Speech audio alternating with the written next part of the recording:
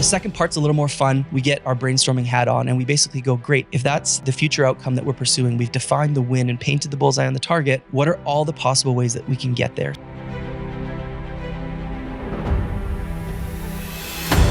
Once we feel like we've exhausted all the options and there's enough on the table, this is where it gets often really heated, a lot of debate in the room. But what we do is we force the organization to prioritize. So at the core of this is what we call ruthless prioritization. And it is discerning the essential and vital few from the trivial many. And what we do is we force ourselves to ask the question, if we could only execute one of these 30 things that we've just brainstormed, which one would be the most valuable, which one would have the most leverage, and which one would most profoundly move us towards the goals that we've identified.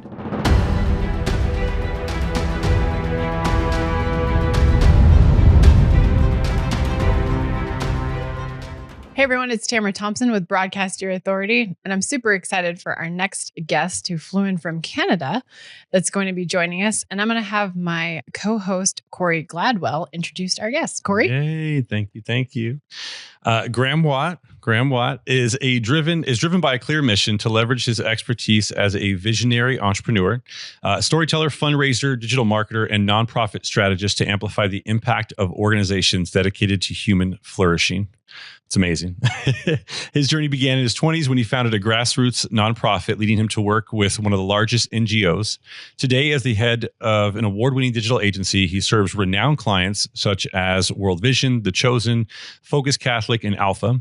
Throughout his career, Graeme has ignited both local and global movements, helped organizations collectively raise over $50 million, which is incredible, and shared his insights with audiences worldwide. Beyond his work in the nonprofit sector, Graeme is also a seasoned entrepreneur, co-managing an 8-figure portfolio company alongside his brother. His diverse experience and passion for impact-driven innovation continue to shape industries and inspire change makers globally. What an incredible person. Excited to hear more about your backstory, Graeme. Who is that guy? As you're describing it, I'm like, wow, okay. I want to meet him. I'm like, is that all true? Is it actually true? It's amazing. Yeah. So tell us a little bit more about your backstory. I mean, I know I did the intro right there, but I'd love to hear more from your own words, a little bit more of the details and all of that, and especially the part of you being in your 20s and getting into the nonprofit sector. So, how much time do we have? It's a great story. Yeah. I mean, thanks. This is great. I'm excited to be here. This is so much fun. I had a really unusual upbringing in childhood, which I think really factors into so much of who I am and what I've chosen to be. But by the time I was 12, I'd lived in Africa, in Europe, in North America. I'd been to 24 countries and spoke 3 languages. Wow. And so I just had this wild view of the world that I know is pretty unique. And it's really shaped the way that I approach my professional life and the work that we do. Fast forward to university, I was trying to figure out who I was and what to do with my life, and had a pretty intense experience with the rock climbing accident. So I fell 140 feet off a rock face. Wow. And, as the doctor could probably tell you, the chances of surviving something like that are very, very small. And so I sort of walked away from that experience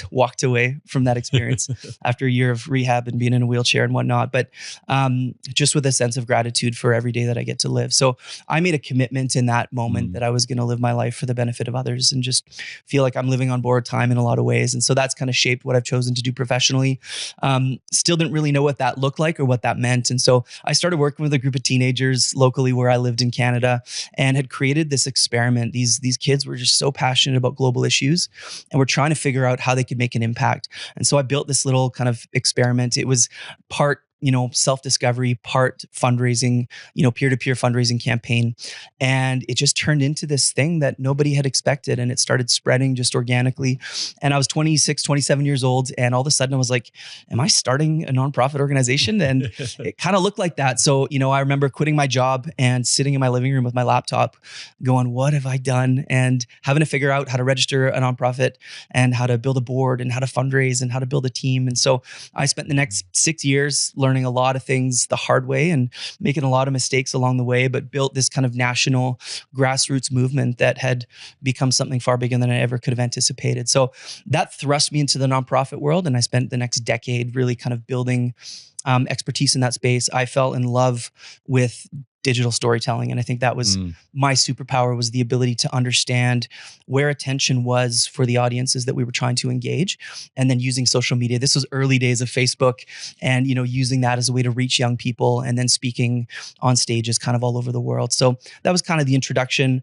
We caught the attention of one of the largest organizations in the world as a result of the work that we were doing, really grassroots. And so we ended up transplanting the movement that we had into this larger organization. And because of my antics and my knack for digital storytelling, I got sort of dragged kicking and screaming into the branding and marketing side of the organization. And, I loved the youth empowerment, youth engagement side of things. But then I had discovered this whole world of marketing and brand. And it was, I think, that season where I had this light bulb moment. This organization was one of the largest NGOs on the planet, and kind of the envy of everybody else. And they had all the, internal teams and budgets and consultants and everything, but yet they were struggling to figure out how to tell their story in a digital age. And so this kind of era of digital disruption that we're all living through, they were struggling to figure out how to make that pivot and transition. So I started wondering if that was maybe true of other organizations that are smaller and not as well resourced, and found that that was very much the case. And so my brother, who also had spent a decade in nonprofit leadership, he and I put our heads together and we created an agency that serves the nonprofit sector primarily. So he's kind of the creative genius and wizard. I'm more the strategist and storyteller. And so we started in the basement and have now built a full service digital agency and film studio. And we're almost 10 years in now, and have worked with, hundreds of nonprofit organizations, which has been probably the most rewarding work of my life. It's incredible. Wow. That's incredible. There's so many, I know. So many questions. I have so many questions for you. I know. We're like, where do we start? I want to hear about, like, when you were a kid, you talked about 3 different languages, living in so many places, why that was. I want to hear about the film studio.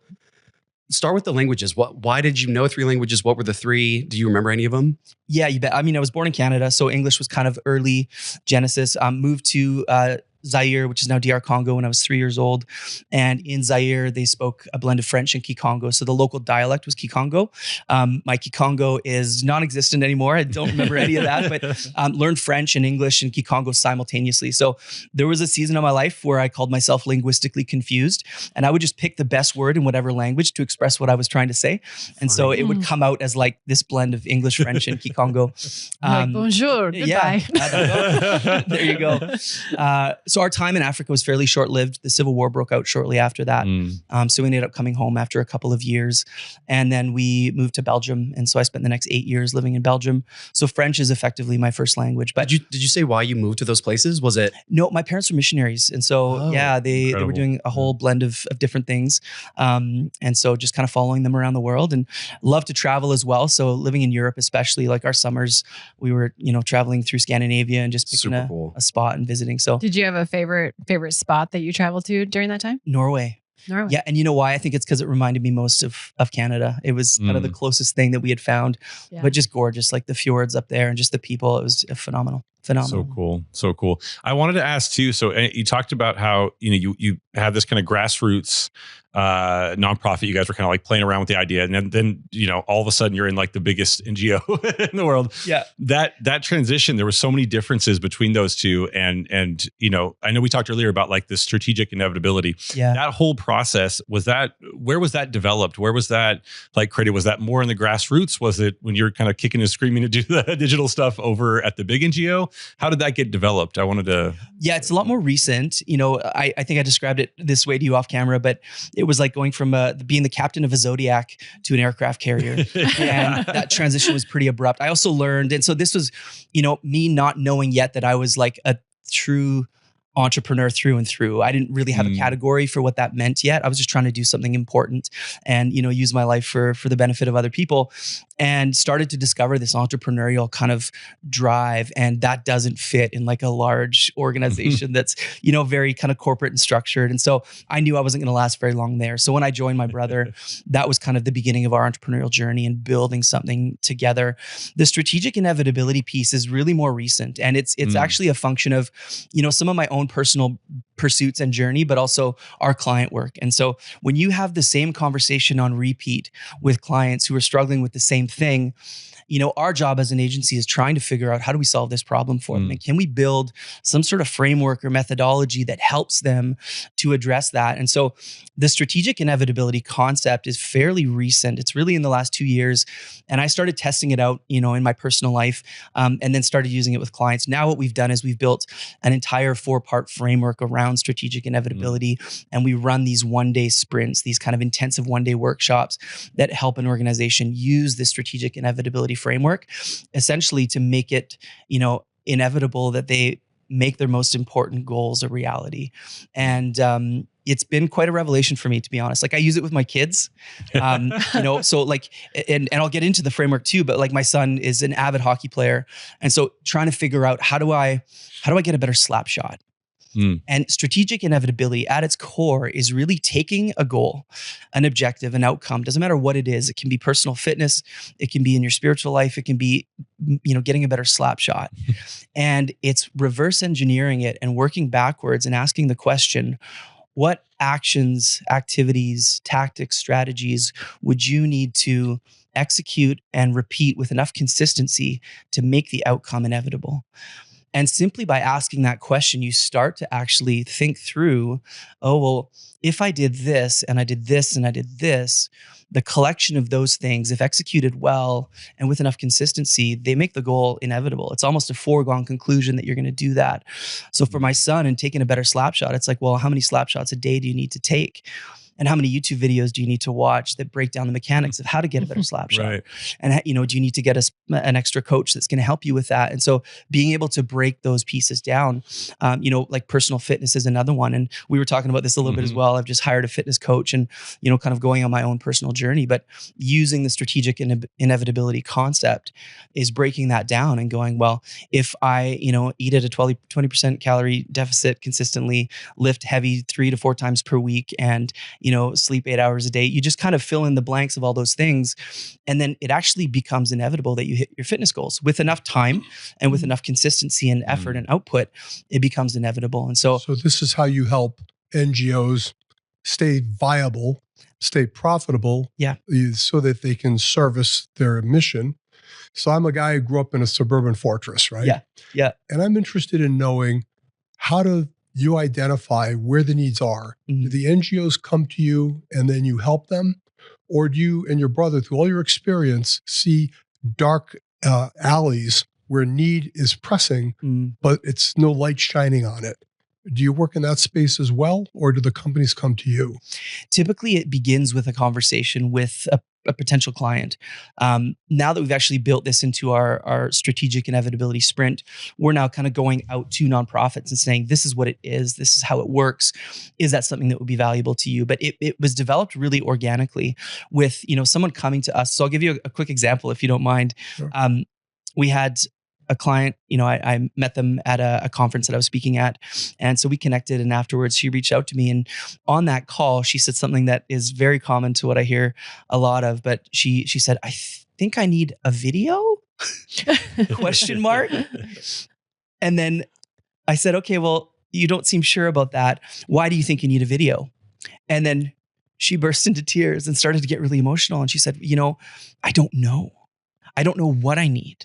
And as we pulled at that thread, she said, I've gone through a process with my board and I've got a strategic plan. I've got a 3-year strategic plan. She's the, president and CEO of this organization. And she's like, now I'm responsible for the execution of this 3-year strat plan. But I have 38 strategic goals. And I don't know where to start. I don't know which ones matter most. I don't know what to do. I don't know where to tell my team to focus their energy. I don't even know how to deploy my budget properly and effectively. And so I'm dipping my toe in the water here, and I'm going in inch deep. And nowhere do we feel like we're making progress. And that's the seed. That's kind of the root of the problem that the strategic inevitability framework and the sprint really unpacks. So what we do, and what we did with her, is we got her whole board in the room with her, and we walked them through our process. And essentially what it does is it brings their team into full alignment. It starts with, what is the goal and the outcome that you are pursuing? What are you trying to accomplish? Getting really clear about defining that. And then so this has got to be a common denominator for a lot of the companies he works with. But think about it. The folks that are drawn to almsgiving, entrepreneur, not in business people, right? Mhm. They're good-hearted people. They see they're mission-driven. Yep. Right. Yes.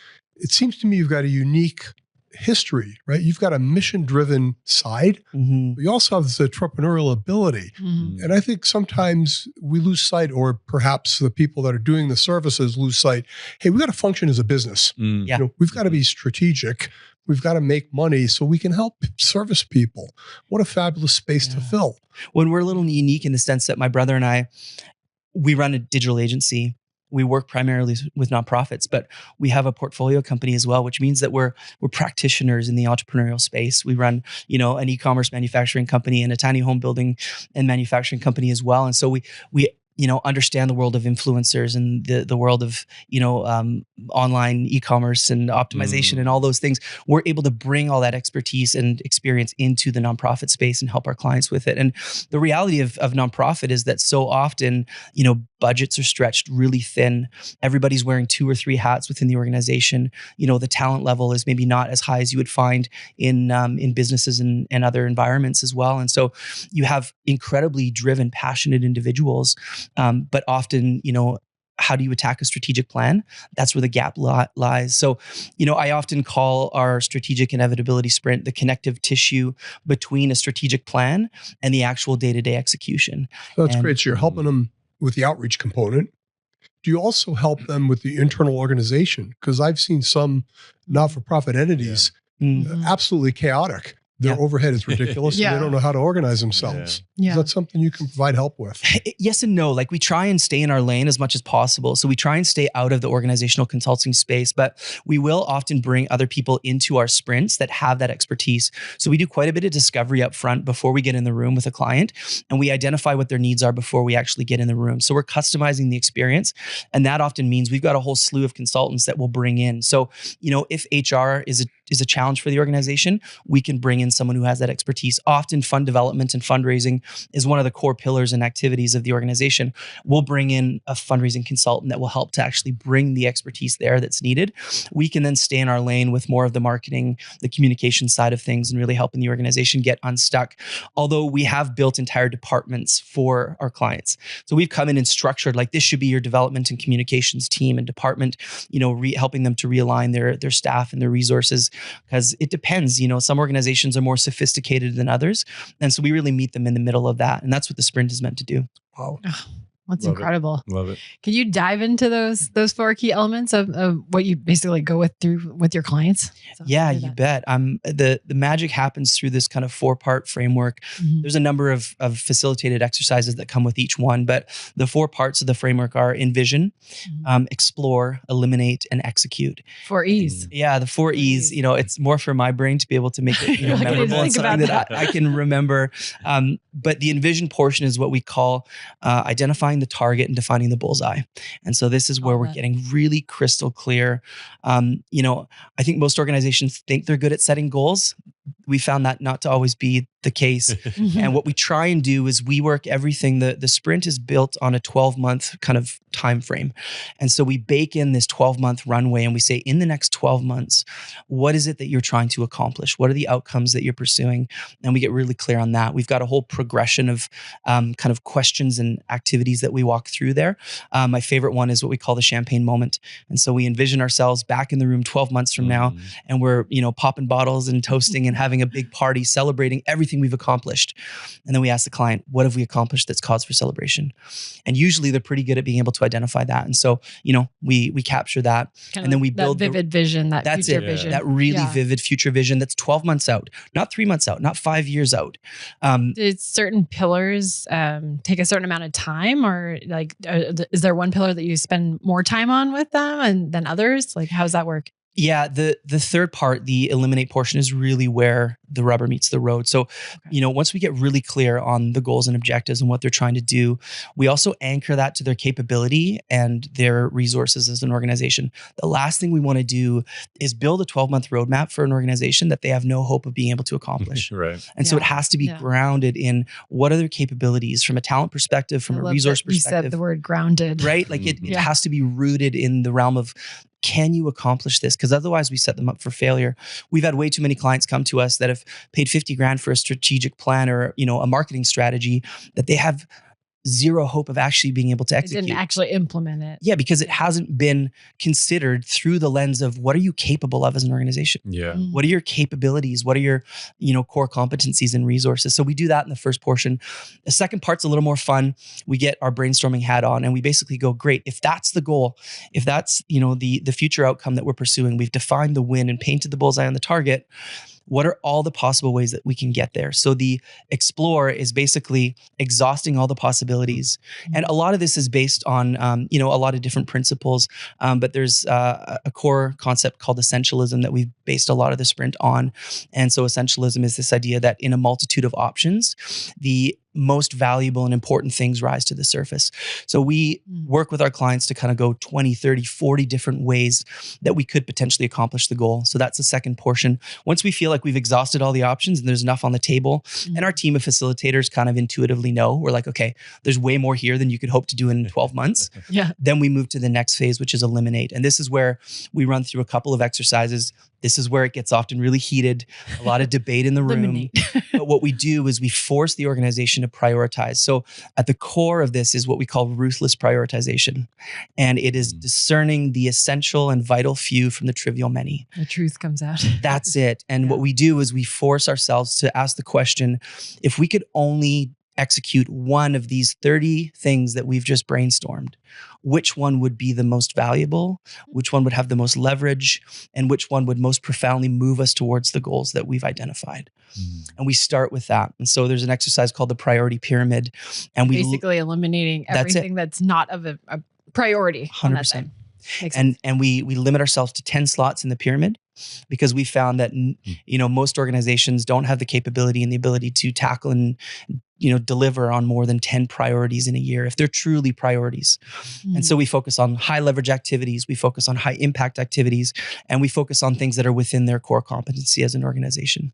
And then we move to the execution part. And that last piece is basically we build an action plan around each of those priorities. And we ask, we go through what we call the T-Rex framework. So, how much time is it going to take? What resources are going to be required? What kind of execution is going to be required? And then we go through a RACI framework of identifying who's responsible, who's accountable. And so we build an action plan around each of those 10. So the goal is that after that one day, they walk away with a 12-month roadmap that is based on their most important goals and a full breakdown of all the ways that they're going to get there. So cool. And then we link arms with them in actually executing it. So that's how it works. Amazing. Can you share, I'm sure you have many stories, but what's one of your favorite stories where you've walked someone through this framework and had shared the success and their gratitude towards you and your team? Yeah, I think, the one that I started mentioning earlier where, they're a foster care and association. They support foster parents and kinship caregivers. And, their executive director came to me and was just super overwhelmed. Their board was not fully aligned and in agreement with what direction they should take and what they should focus on. They had this strategic plan, didn't know what to do with it. And, we got in the room together. It was, I think, a day and a half, this one, just because there was a lot more to it. Whenever a board's involved, it's a little bit more complex. And we broke the whole thing down. What was so beautiful is over the course of those, kind of 12 hours we spent together, the board got fully aligned. They got really excited. They got clear on what they were going to focus on and what they were going to do. And there was a shared sense of ownership and accountability with the plan. And then we walked away from that saying, great, we can support you in all of these different areas. We determined together in the room that the organization was going to focus on changing and transforming the perception and the narrative around foster care in the province where this organization operates. And that was going to be a 10-year vision. And what are we going to do in the next 12 months to begin that journey? And that led to, us rebranding the organization, completely clarifying their mission, building a member portal for all their members, building a welcome experience for all new foster parents to help equip them and better resource them with, the challenges that they were going to face ahead.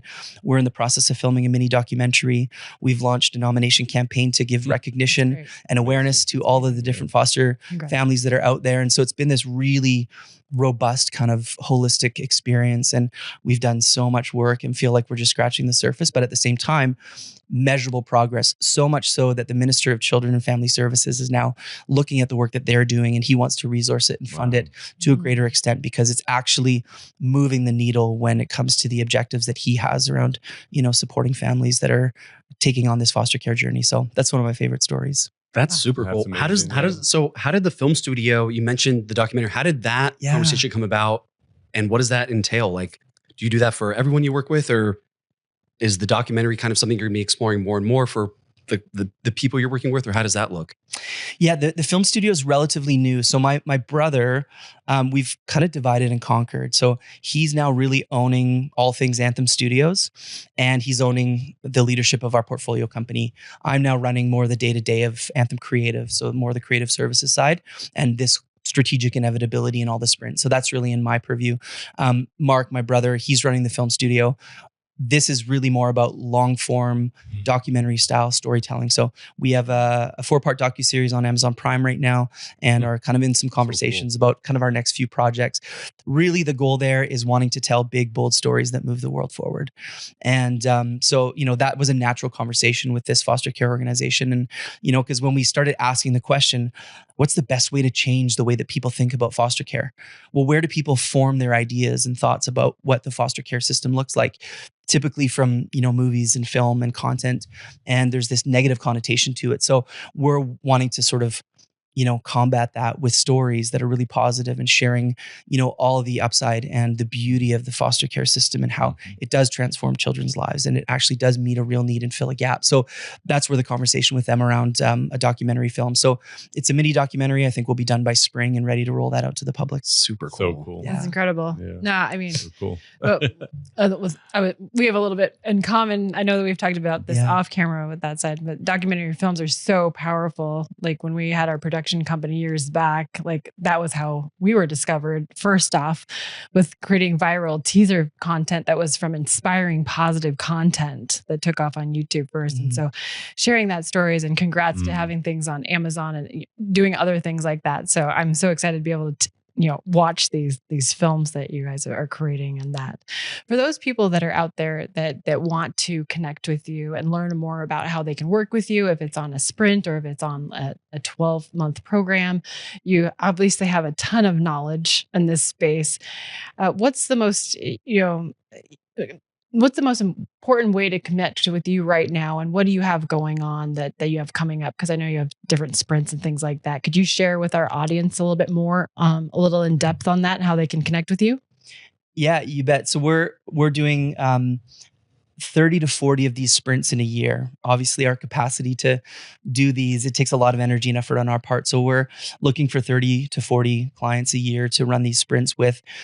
You can reach out at anthemcreative.ca. That's the best way to get a hold of us, and just drop an email there, and that will come to our team. We'll filter that and submit an application or forward you an application for a sprint. We're also starting to test something that we call Anthem Labs, which is basically a group sprint. And so instead of one-to-one, working with a client one-to-one, it's 10 to 12 organizations in the room all at once going through the strategic inevitability framework. So that's something else that we're rolling out here. And then looking at digital products and things that will also break down this methodology and make it more accessible. We want as many organizations as possible to be able to get a hold of this. So, but the best way to find all of that is anthemcreative.ca. I love it. Amazing. What about like social media, things like that? Is there anywhere specific you want them to follow you or connect with you or your team in general? Yeah, I mean, you can find me on LinkedIn. So LinkedIn, just Graeme Watt. It's spelled a little funny. It's Graeme, and Anthem Creative as well on LinkedIn, or Instagram. Our handle is at Anthem Creative on Instagram as well. So that's another place for you to find us. Awesome. Awesome. Well, thank you so much, Graeme, for flying out here and joining us in person. We really, truly appreciate it. Thanks for sharing your journey. And those of you that are connecting and watching this, definitely connect with him on social media, write his team if you feel inspired. Also, be sure to subscribe to our channel. We always appreciate a review. Find us on Apple Podcasts, Spotify for Broadcast Your Authority, and we'll see you in the next episode.